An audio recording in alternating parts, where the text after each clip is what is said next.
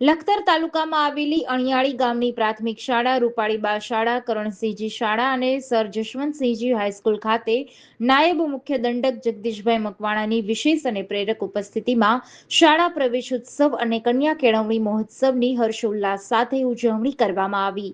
આ મહોત્સવ અંતર્ગત શાળામાં પ્રથમવાર પગલાં પાડતા અને પ્રવેશ મેળવતા નાના ભૂલકાઓને મહાનુભાવોના હસ્તે શૈક્ષણિક કીટનું વિતરણ કરી શાળાના પ્રાંગણમાં ઉત્સાહભેર આવકારવામાં આવ્યા હતા। આ તકે જગદીશભાઈ મકવાણાએ જણાવ્યું હતું કે શાળા પ્રવેશોત્સવ અભિયાનનો મુખ્ય ઉદ્દેશ્ય પ્રાથમિક શાળાઓમાં 100% નામાંકન થાય અને રાજ્યનું એક પણ બાળક શિક્ષણથી વંચિત ન રહે તે છે। અંતમાં તેમણે વિદ્યાર્થીઓને ખૂબ ભણી ગણીને પોતાના સ્વપ્ન સાકાર કરવા અને દેશ તથા ગામનું નામ રોશન કરવા માટે પ્રોત્સાહિત કર્યા હતા। આ કાર્યક્રમની શરૂઆતમાં શાળાના બાળકો દ્વારા સુમધુર સ્વરમાં પ્રાર્થના અને સ્વાગત ગીતો રજૂ કરવામાં આવ્યા હતા।